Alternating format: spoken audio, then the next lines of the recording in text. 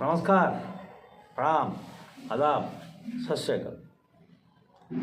मेरा channel captain सपन मिश्रा में आपको स्वागत है।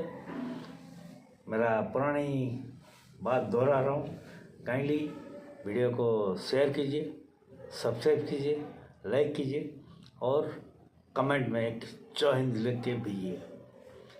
मेरा पिछला वीडियो मैं बनाया था जब मुंबई से वापस आ रहा था, वीडियो नहीं रील बनाया था। एक फर्स्ट क्लास कंपार्टमेंट में कैबिन का साइड में जो कॉरिडोर में उसमें वीडियो बनाया था। आज कुछ दिन के बाद मैं वीडियो बना रहा हूँ। मुंबई में 3 दिन हो गया वापस आते हुए, लेकिन मेरा पाँव में कुछ चोट लगा था, छोटा सा एक्सीडेंट, इसलिए मैंने थोड़ा रेस्ट लिया। आज मैं वीडियो बना रहा हूँ। मेरा टॉपिक आज रहेगा जो महाराष्ट्र का जो नगर निगम चुनाव हुआ, इससे पहले थोड़ा सा क्या क्या खबर हुआ हुए थोड़ा बहुत बात कर लेते हैं। इस साल पहली बार इस साल का पहली जो इसरो का जो उद्यम रहा, PSLV है, एक 14 थोड़ा सैटेलाइट यहाँ से अराउंड 590 किलोमीटर्स के एक ऑर्बिट में भेजने का था। ये श्रीहरिकोटा अपना जो सतीश धवन स्पेस सेंटर से वो यहाँ फायर्ड, लेकिन वो विफल रहा। वेरी बैलक 2 स्टेज का जो बूस्टर रॉकेट जो काम करेगा, 3rd स्टेज रॉकेट में कुछ फ्यूल वगैरह में प्रॉब्लम हुआ, जिसके लिए वो फायर नहीं कर पाया और वो अरेबियन सी में गिर गया, श्रीलंका का आसपास गिर गया। ये 14 जो सैटेलाइट था उसमें इंडिया का कुछ था, अपना उड़ीसा का भी एक था और कुछ फॉरेनर सैटेलाइट भी थे, but it failed this things and investigate कर रहे हैं कि क्या प्रॉब्लम हुआ बूस्टर में। 3rd स्टेज में अराउंड 390 किलोमीटर तक अराउंड 16 मिनट फ्लाई किया, उसके बाद वो गिर गया। इट वॉज ए टोटली बैलक, but again ISRO is trying to find out the problems, उसको सॉल्व कर रहे हैं। दूसरी बात, SIR वगैरह जो हुआ, देखा यूपी में अराउंड 2.6 लाख करोड़, अराउंड 3 लाख करोड़ का वोटर का लिस्ट कट गया, नाम कट गया। अभी तक फाइनल लिस्ट आया नहीं है, जो ड्राफ्ट लिस्ट जो जारी किया गया है, काफ़ी कंट्रोवर्सी वगैरह हो रहा है। मतलब इतना वोटर कहाँ गए, कैसे गए, क्या उसमें कितना आदमी जो SIR का जो फॉर्म देते हैं BLO और जो BPO एजेंट वगैरह जाके देते हैं, वो रिटर्न नहीं आया। रिटर्न क्यों नहीं आया? वो आदमी जो रिटर्न नहीं किए, फॉर्म रिसीव करते हुए क्यों नहीं दिए? क्या उनका जो लीगलिटी और इंडिया में जो ये है, क्या घुसपैठिया है, क्या उनका ये है, वो इन्वेस्टिगेशन चल रहा है, not only in Uttar Pradesh, अभी बाकी गुजरात, तो ये वेस्ट बंगाल में भी SIR को 19 जनवरी तक जो थोड़ा शिफ्ट किया गया, उसमें भी काफ़ी इन्वेस्टिगेशन चल रहा है। SIR का ये सुप्रीम कोर्ट में मामला है, वो तो चलता रहता है, सुप्रीम कोर्ट सुनता नहीं है, बोलता ठीक है सुन लिया। SIR जो चुनाव अधिकारी इलेक्शन कमीशन जो करे, that is with in his right आज पर द कॉन्स्टिट्यूशन, ये है। बाकी सबसे बड़ी जो न्यूज़ है ये है कि सबसे बड़ी न्यूज़ तो मैं बोल देता हूँ कि कल मेरा जन्मदिन था, ये सबसे बड़ा न्यूज़ मेरे लिए है।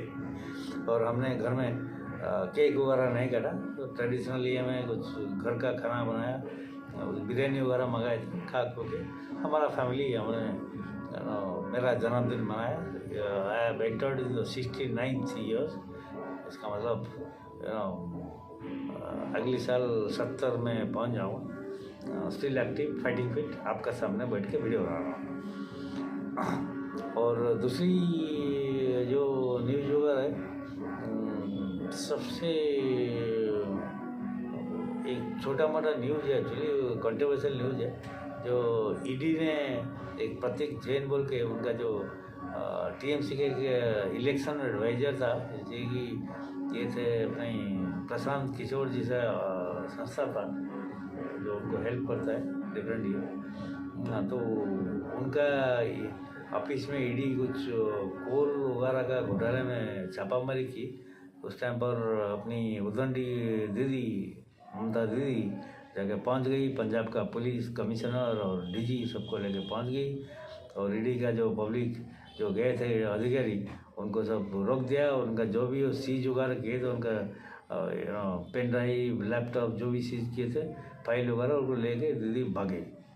तो इसका पर हाई कोर्ट में भी मामला हुआ। हाई कोर्ट में ममता दीदी ने एक फाइल किया था ईडी का एगेंस्ट में, वो खारिज हो गया। उसके बाद ईडी सुप्रीम कोर्ट पहुंच गया।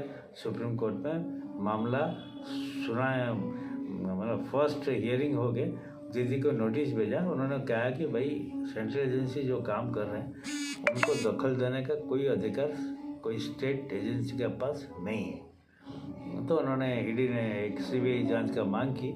सो दीदी के लिए बेसिकली दीदी इज फ्रस्ट्रेटेड ना, तो उनको पता चल गया कि बंगाल इलेक्शन में रिजल्ट क्या होने वाला है। बेसिकली उनको अपने ऊपर कॉन्फिडेंस नहीं है, तो इसलिए इस तरह कारनामा उन्होंने किया है। तो अभी मेन खबर पे आते हैं। जो बीएमसी का चुनाव हुआ 15 तारीख को वोट हुआ और कल वोट का गिनती हुआ और रिजल्ट वगैरह हालांकि बैलेट में हुआ है। Living up at 1 or 2 Nagar municipality elections, बाकी सब जगह पे बैलेट में हुआ है। तो बैलेट में होने से तो काउंटिंग में देरी होता है, लेकिन कल शाम तक कुछ रिजल्ट आए, आज सवेरे तक सारे क्लियर हो गया। तो 29 नगर निगम म्यूनसिपैलिटी में इलेक्शन हुआ है। उसमें अराउंड 24 नगर निगम में बीजेपी लेड अलायंस जो शिवसेना शिंदे ग्रुप गुट का मिलके उन्होंने जीत हासिल की है।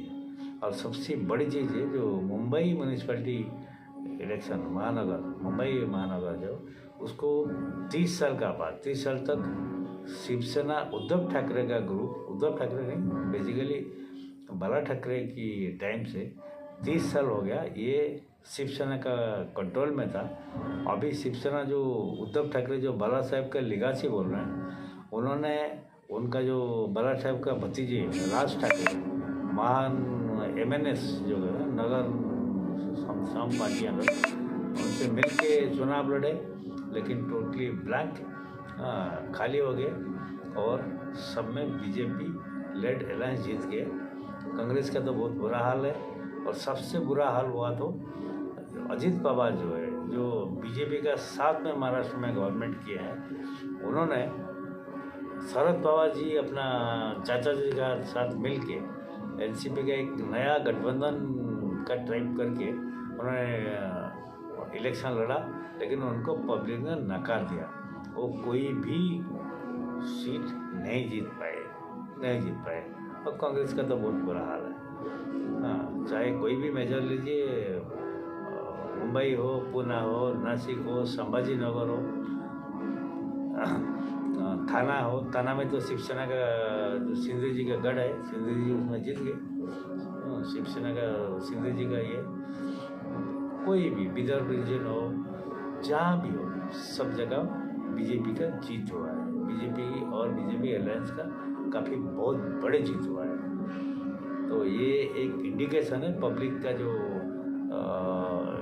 इलेक्शन असेंबली इलेक्शन में जो वर्डिक्ट दिए थे, ये इंडिकेशन हुआ है कि वो वर्डिक्ट बिल्कुल सही था कि पब्लिक का मूड अभी बीजेपी और शिंदे का साथ है। अजीत पवार सोचे कि चलो हम थोड़ा चाचा जी का साथ मिल के लड़ ले, लेकिन उसमें क्या है शरद पवार जी का तो इलेक्शन का जो करिश्मा था वो ख़त्म हो चुका है। बिदर रीजन में, ये पूना में उनका रीजन में था दबदबा था अजीत पवार का, वो ख़त्म हो चुका है। तो अभी अजीत पवार जी का एनसीपी और शरद पवार जी का एनसीपी, उसका कोई रिलेवेंस और बचा नहीं है। Now they are fighting for the political survival. ये छोटा सा वीडियो है, आज का वीडियो यही मैं ख़त्म करता हूँ। अगली वीडियो में हम थोड़ा जियो पॉलिटिक्स का बारे में बात करेंगे, स्पेशल वेनेजुएला, ईरान में क्या हो रहा है ये बात करेंगे। वेनेजुएला का ऊपर मैं वीडियो बनाया था, कैसे अमेरिका का डेल्टा फोर्स 26 मिनट्स का ऑपरेशन में कैसे totally Venezuela blacked out and he was kidnapped, कैसे किए थे ऑपरेशन। उनका ऑपरेशन बहुत स्पेसिफिक था और इनसाइड जॉब था एक्चुअली। उनका जो प्रेसिडेंट निकोलस मदुरो, उनका जो सिक्योरिटी स्टाफ है, दे हैव बीन कॉम्प्रोमाइज और परचेज समथिंग लाइक दैट उनका जो थे। और उसमें काफ़ी अराउंड 240 करीब लोग मारे गए, उसमें से 31 करीब जो क्यूबा के सिक्योरिटी एजेंसी के लोग, उनका बॉडीगार्ड थे, वो भी मारे गए। बट इसका पर हम थोड़ा डिटेल में बात करेंगे। तो और बाकी ईरान में क्या हो रहा है क्या नहीं है, ट्रम्प ने बोला 25% एक्स्ट्रा टैरिफ लगा देंगे।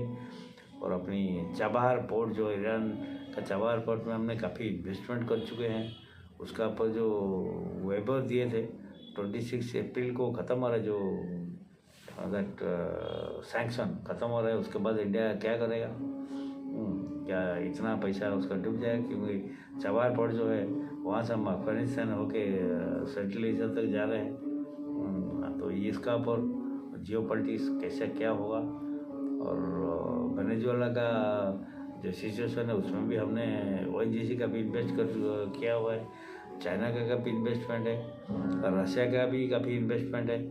कैसे चाइना रशिया का defence air defence system fail किया है, ये सब चीज़ है। ये इसका पर हम और एक डिटेल वीडियो बनाएंगे। I think it is around 10-12 minutes video. यहीं पर मैं आज मेरा वीडियो ख़त्म करता हूँ। कल और एक एक्साइटिंग वीडियो लेके आऊँगा आपका सामने। बाय द वे, हमारा उड़ीसा में काफ़ी ठंड है, आप देख रहे हैं। I mean the winter clothing, काफ़ी ठंड है।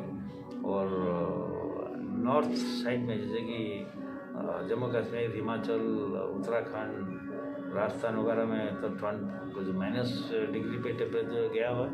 लेकिन वहाँ पर जो लोग हैं वो इस टाइप का जो कंडीशन के लिए इधर एक्वांटेड आदि है, एक्वांटेड है।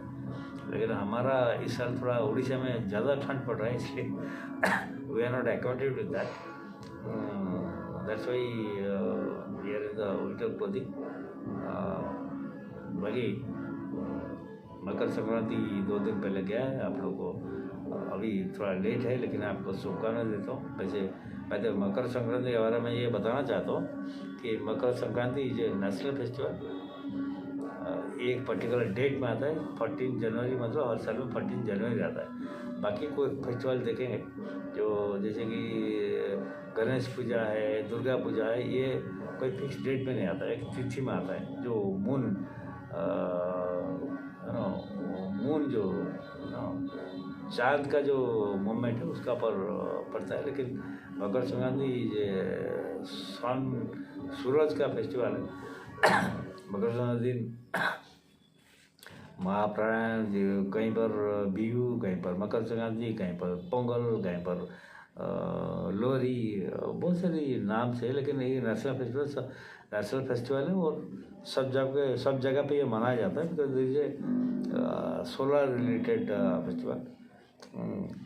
और इस दिन द सन, सूरज का जो उत्तरायण होता है, means the sun moves towards the north. इसका जगह क्या है कि हमारा जो 0 डिग्री लैटीट्यूड है, इक्वेटर है, उसका पर 23.5 डिग्री ऊपर नॉर्थ में, और 23.5 डिग्री साउथ में, बिकॉज हमारा जो ओपेक ऑर्बिट है वो अर्थ का जो सूरज का साइड में ऑर्बिटिंग करता है ओपेक के में, उसमें आज जो है 23.5 डिग्री ये में ऐसे ही लीड है। इसलिए जो सूरज का जो लिमिट है नॉर्थ में 23.5 डिग्री और साउथ में 23.5 डिग्री। तो कैप्रिकॉर्न, साउथ को कैप्रिकॉर्न बोलते हैं, क्रांति का जो कैप्रिकॉर्न से अभी हम लोग जा रहे हैं। गर्मी थोड़ा थोड़ा बढ़ेगा, जब 0 डिग्री में पहुँच जाएंगे उस टाइम पर गर्मी थोड़ा और भी ज़्यादा होगा, और उसके बाद नॉर्थ को ऊपर जाएंगे तब गर्मी और ज़्यादा होगा। लेकिन फिर जब नीचे नीचे आएंगे फिर 0 डिग्री पे आएंगे, गर्मी कमती होगा, फिर will enter into the winter after that this things. ये अपना जो जियोग्राफिकली ये है, और साथ में हमारा जो एथिकल और अपना जो पौराणिक व्यू पॉइंट है उसमें ये है। बट बेसिकली मकर संक्रांति ये celebrated as a festive of harvesting, ये जो कहते हैं एग्रीकल्चरल दृष्टि से ये एक बहुत बड़ा त्यौहार है ऑल ओवर इंडिया में। तो इसका साथ मैं विदाई लेता हूँ। नमस्कार, जय हिंद, भारत माता की जय, वंदे मातरम।